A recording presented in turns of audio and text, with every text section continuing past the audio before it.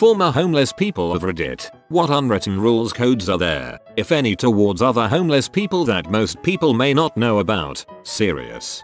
When dumpster diving, if you find a pair of shoes and they are not your size or clothes, then leave them neatly by the side of the dumpster for the next diver. Look out for each other and be good to each other. We're all struggling, so let's make it as good as we can for each other. When I was homeless, we paid for each other's food, clothes, and any other essentials if one was truly in need. Don't beg on someone's corner if they are already there. My dad told me about the time he had to live homeless for a week for a class. He was working toward being a Catholic deacon. He has lots of stories from it, but the one that stuck with me was his first night of being homeless. He woke up covered in layers cardboard, with a rock on top to hold it in place. The other homeless took care of him his first night on the streets. When I was in college, my sociology professor gave us the option of being homeless in a big city for a weekend for extra credit. I wonder if anyone ever took that particular assignment. Be wary of items given to you by other people. My cousin counseled homeless youth for a few years, and one of his favorites got sent to jail for accepting a gift of a cell phone. The phone ended up being stolen out of the owner's car and had GPS attached to it. The police found him with the phone and arrested him on the spot. My cousin was called in as a character witness to testify on his behalf. Not sure what happened after that though. I wonder if the thief saw himself as a Robin Hood type and didn't think it through, or if he was really just such a base butthole that he wanted to get a homeless person in trouble. Sleep with your phone by your balls, so if someone tries to rob you whilst you sleep they can't find your phone. Share what you have with your group. What goes around comes around. If there are a group of you, each person can stand on a different corner to beg and make far more than you would by yourself. Respect your elders, aka don't frick with the old timers. I lived on the streets in Seattle in 2000 and lived in shelters and transitional houses for many years after that. I was 15 at the time, and there is a pretty big homeless population here. We had some weird rules. I mostly lived on Broadway, and each homeless group really had their own rules. There were also the RV rats, who lived up by the university. They had a whole political system. People were at the top, and people were at the bottom. You could also get kicked off the RV, and most those kids would end up on Broadway. Almost everyone on Broadway was a junkie, or gay, and there were the downtown kids, mostly young foster runaways or kids with mental issues. Lots of jugglers down there, so I guess we were sort of the crazy group. The big one I remember is that you always take off your shoes when you sleep, and if you sleep outside, sleep on top of your bag and tuck your shoes under it. Sometimes my bag was way too packed to pull that off comfortably, but people would take your shoes just to frick with you. They would call the annoying or new kid zoogles, but they wouldn't ever kick someone out of the neighborhood like RV rats. Just too much age going around really to have that type of control. Probably the most offensive thing you can do is finding out where someone who's homeless lives. If you follow them they will stop and talk to you, and if you just enter a squat uninvited, well, it's really dangerous. It was respectful to pretend like you didn't care where your friends went at night. At any point you can get uninvited too, and you'll just be locked out that night. They do not give a crap about where you are staying. This isn't a pity party. Broadway is pretty small too, just about 7 blocks long, so people would panhandle right next to you all the time. If they weren't at least 2 shops away, they were probably doing it to pee you off, or it's just their normal spot. Like I always camped out in front of this Mexican place because they had awesome leftovers, but it was absolutely uncool to sit or lie down around other homeless kids, or stand on the side of the sidewalk that the stores are on. It's illegal on Broadway, and doing that just attracts the cops. I remember asking other homeless kids to stand all the time, just because I was sick of getting picked up by the cops. Lots of theft too. No real idea of a moral code at all there, although people would share their drugs with you all the time. That way they had someone to bug about sharing back when they didn't have any cash. Later on I lived at Tent City and still got stuff stolen from me quite often, even though they have a decent community too. Hey, I think that's about all that I can think of right now. I hope you are doing better these days. Thanks for sharing.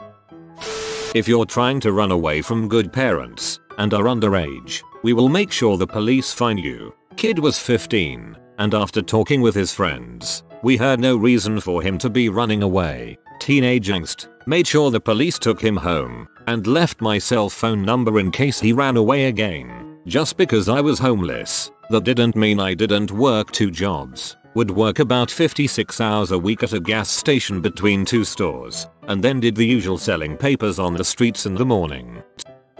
My brother, who is mentally ill, was homeless on the streets of DC. He says the other homeless people got him food and forced him to eat it when he looked like he would starve because the voices in his head were telling him to avoid all food. They also made sure he had shelter and generally kept his completely helpless butt alive for almost a year.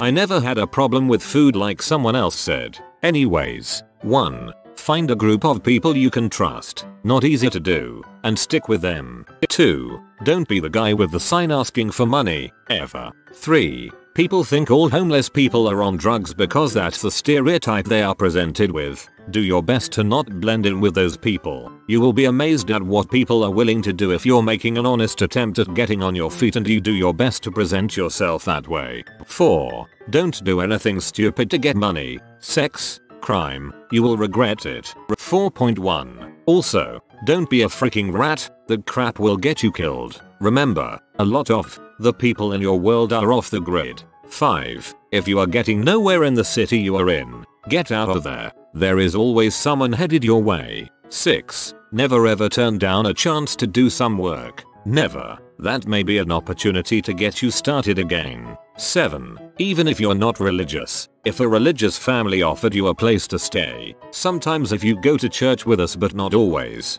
don't turn it down. 7.1. Don't do anything to them such as steal or rob them. That's how reputation gets started. 8. You never too good for anything. If you think you are, that may be why you're out there to begins with. 9. Yay. Those cloths may stink but at least you have some. 10. Americans, if you're young enough, the military may be your best option. Money, food, bed and job, and all you have to do is show up. 11. Stay off drugs. That again may be why you're there and could very well cost you a chance to get off the streets. I'm sure that's not what you were asking, but it's been over 20 years since I got back on my feet, and those are the things that have stuck with me. Source: homeless for 2 years.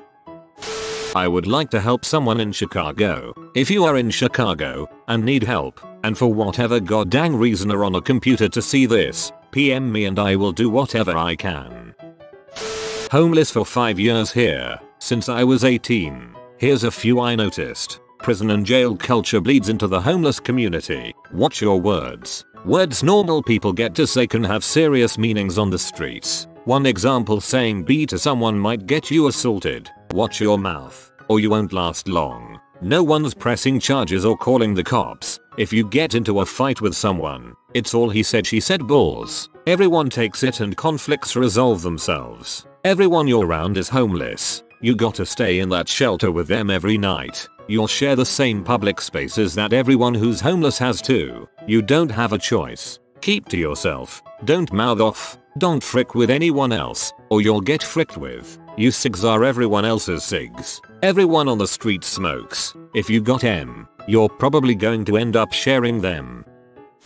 I've been technically homeless about 3 times before the age of 15. But you would not be able to tell just by looking at me or conversing briefly. Average looking white, 20 years male college student. Without explaining a ton of other stuff and including many sad stories, I'll get to the meat of the question.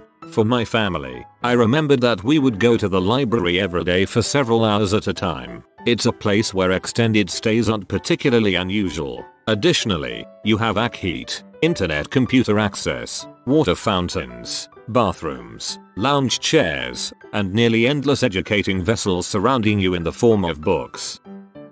I used to do food not bombs in DC. We served meals every Sunday for several years and I got to know a lot of the homeless people in the city. I saw quite a bit of mental illness afflicting some seriously brilliant people. One guy would pull out photocopies of the Shroud of Turin, trying to convince us that Jesus had no genitals, and go on a rant from there. Another homeless guy once cut him off by saying, "He's trying to lobotomize Jesus between the legs." The latter guy ruled. He'd quote Thomas Aquinas and lived for a pat, a little hug, My experience taught me two things. The first is that the group we dealt with were often super grateful for the food we brought because it tasted good. It's sort of how I learned to cook. Had lots of vegetables, and we didn't preach to them about religion. I remember one of the guys saying, "I don't need you to try and save me," before giving me a stale bologna sandwich. The other thing is that the people we served almost never begged for money. They would quietly try to make things work. It tended to be the addicts who would beg.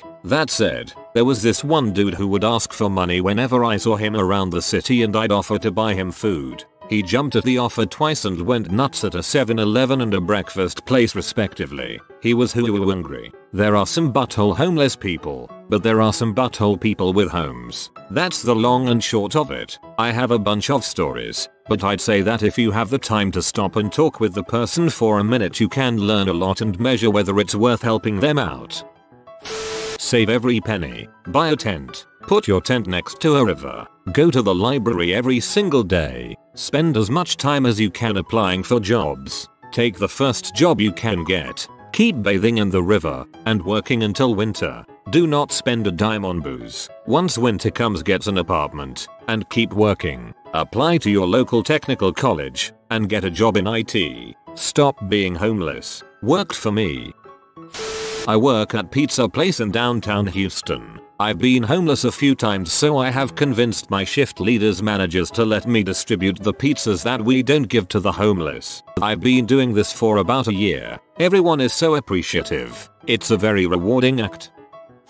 You get what you give. If you act like an butthole to the people around you, they'll treat you like one, especially when you're in tent city. Just because a crew is homeless doesn't mean they don't have a community. You can either be part of it or not, but if you treat people harshly, expect it back at you. Don't frick with street families, street kids. Most people don't want to acknowledge you exist. I'd say don't get frustrated with that, but it gets old really fast. Just find a way to make your day a little brighter. And be careful with what people give you. There's a lot of buttholes out there, regardless of what the police say. No, you're not going to get your things back. Oh, and don't argue with them. They'll beat the crap out of you for no reason in a lot of cases because you don't have anybody standing up for you politically. So expect to be woken up really early, randomly, and be searched and then told to move. Unless you have a crew watching your stuff, don't leave it out in the open. Someone else will take it. Some of them are people who need it just as bad as you do. Others are just jerks.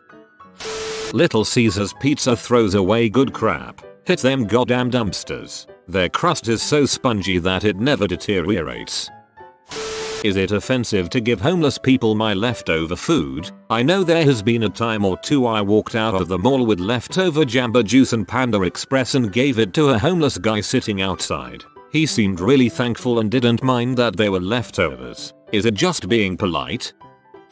I was homeless not in Vegas but close. I had a gold gym membership. It was open 24 hours so I could shower every day and had a place to hang out away from the heat. I tried to spread myself thin so I wouldn't attract attention. I am a middle-aged woman with 2 college degrees. Pretty sad what happened to me and I didn't look the part. People could sense my being distraught at night and that was dangerous. I spent my days at the depth of labor applying for job after job. At the university or library or computer lab in the evening and at the gym or in the casino at night. I wanted to kill myself. I was so appalled and upset but I got through it. I ended up on disability. I had a nervous breakdown. I am one step away from winding up homeless any day but I guess I can survive it just like before. I hope this info helps someone in a freaking panic and scared like I was. Y'all are in my prayers, all of you.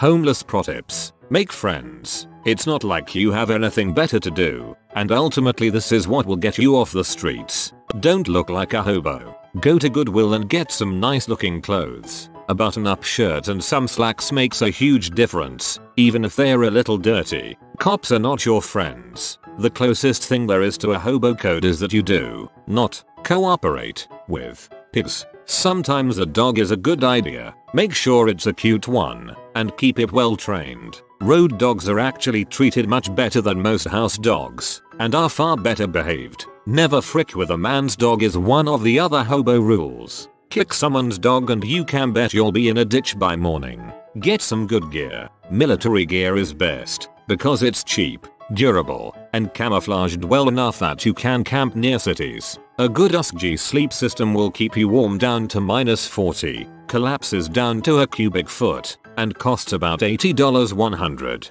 No tent required, comes with a camo bivy sack that you could use to camp unnoticed on the side of the road. A comparable system would cost you upwards of $600 at RE, and it would be flimsy and colored neon orange. Be friendly with other hobos but don't turn your back on them. Many of them are awesome people. Many more are addicts or criminally insane. Watch your pack. It is valuable, and if someone steals it you're fricked. And at least once in your life, drink a hobo slam. I was a traveler kid around the Pacific Northwest for a while. Many years ago. The culture I was a part of is hard to describe to people that have never been involved in it, but I'll try to list a few things. There are different cultures of homeless people, and they don't all overlap. I was a traveling punk. A kind of derogatory term is crusty punk, and we tended to keep to groups, crash at punk houses or in parks, hitchhike, hop trains, and have a radical political bent. Anarchism mainly. We made fun of oogles, who were more like Gigallo types. We called older travelers hobos and city homeless homebums, and we respected them but didn't really hang out with them. We had quite a few rules of conduct. Stealing from stores was expected, but stealing from friends other homeless was not okay. If you're crashing at somebody's house, do some dishes or dumpster dive some food for them to pay them back for their hospitality. Share your booze. Keep the dumpster areas you take food from as clean or cleaner than you found them. Don't ever hop a train alone. If you are hopping trains, look out for the number of engines on the train. A train with 4 engines is usually going a long way. Trains with 2 engines are usually local. Don't just look for boxcars, grainers, grain transport cars. Have a porch on either end and cubby holes that you can hide in to not be seen by the bulls. Train cops. There was a photocopied homemade magazine, zine, called The Crew Change Guide that you wanted to snag a copy of that would give you directions to train yards all over the country and tell you where the freight trains were going. When someone gave me one for the first time, I felt like I had been given the keys to every city in the whole world. That's all I can think of for now, but there's plenty more. If you want an unwritten rule, it would be this. No one gives a frick about you unless you can do something for them at that exact second. Trust no one, because no one trusts you nor expects you to trust them. Everything you hear is a lie. Everyone is lying, and you are nothing but a resource to everyone you meet.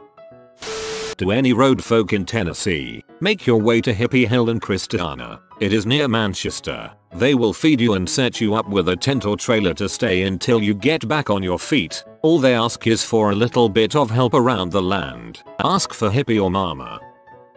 I am seeing a lot of if you're homeless advice, not so much code between homeless. Here are some rules in the homeless community that most don't know about. Spanking. Flying a sign asking for change. Maintain a distance between other people spanking. Don't encroach on others' territory, and it's a first come basis. Also, if you're spanking in a good spot that is frequented by spangers, don't camp out all day. Tobacco, booze, drugs. If offered some, don't take a lot. Take a swig or split joint. If they have more, they will offer. Sharing is big thing and it gets you places. Never ask for someone's last swig or cigarette. If someone asks you for a smoke and it's your last one, give them shorts. Also, if you don't want to share, don't advertise it. Nothing sucks more than not having and opened watching someone shoot up without sharing. Trading. Trading is huge. Don't be a dong when it comes to trading. Squats. A squat is an abandoned property that has been broken into and is semi-livable. If you have one, and it's bad weather,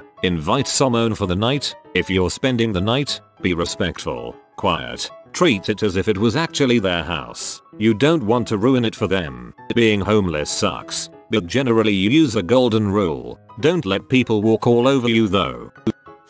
This applies to groups, especially those with addicts. Don't trust anyone. Be civil. Nobody likes a dong. Be helpful. Nobody likes an butthole. But don't trust anyone. Somebody will take advantage of you. Most homeless just want to get by. They got where they are through crappy circumstances, and all they want is peace, a roof, and food. Unfortunately, as with any group, there's a minority that ruins it all. They see the other homeless as tools to their next meal or fix.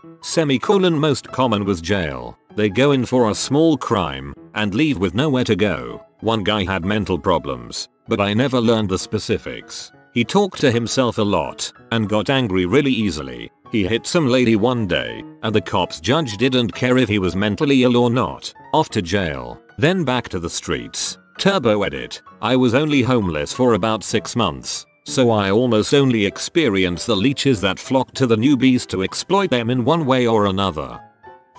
I was homeless for 6 years. I hitchhiked around the United States for 4 and was in one location for 2. As a woman, I can tell you that you will find yourself in one of 2 places, either a squat mattress or everyone little sister. I was lucky to fall into the category of a chick who could handle herself, so rarely did anyone attempt a sexual assault. I will say that as a woman, it happens. No matter how vigilant you are, be careful out there. People want to frick you over if they think they can. But also, some of the most amazing people I have ever met in all of my life traveled with me. It was a life-changing experience and one I will never ever regret. I recently had a crash course in what it's like to be homeless. Driving to the local supermarket, park up outside, go in and get what I needed, using all the money I had on me, and go back out to my car and realize it won't start now and is out of gas. Thought I'd have enough to get there and back again. Clearly I didn't. So I'm standing next to my car asking people for some spare change for gas to get back home. The amount of dirty looks, completely ignoring you and get a job or earn it like I did comments from people. Now I wasn't a homeless person asking for money, just merely someone in an unlucky situation needing a little kindness and help, but I felt like I was being treated like trash and these people acted like I was scum. Never have I had more of a crash course in what it must be like to be homeless and get that every single day. Finally someone gave me $10 so I was able to go get some petrol and get home, but dang did I think about how it must be for folks that need to do that just to live day by day. It truly makes you thankful for what you have and appreciate it, but also shows you another side of people. People that you would see and assume, oh, that little old lady looks nice, maybe she will help, when in reality, she calls you a bum and to get a job and stop bothering good, honest people. Unfortunately, your situation is a common scam from people who may or may not be homeless. It sucks that you were mistreated, as I never give people crap for it. I just ignore them. I'm homeless and need every cent I got. I live in Var Beach. I grew up very well, had stuff. My mom always told us you should help whenever you can. When I was 25, had 2 nickels to rub together. I saw 2 kids walk into 7-Eleven, dirty faces, dirty clothes. The older boy with his sister younger were trying to get the most out of their $3 and change. I got so sad I went to the ATM, got my last 20 out. I dropped the 20 behind the boy and told him he dropped some money. He told me he didn't and I said yes you did. In a mean voice he snatched it up and bought hot dogs, milk, juice, cheese. They were so hungry, made me sad in my heart that their parents were not there for them. Like this video and this good be will play you a nice song. If you are new to the channel, you can subscribe. I publish new videos every day. Until then, check another video, or don't. Either way, have a great day you magnificent people.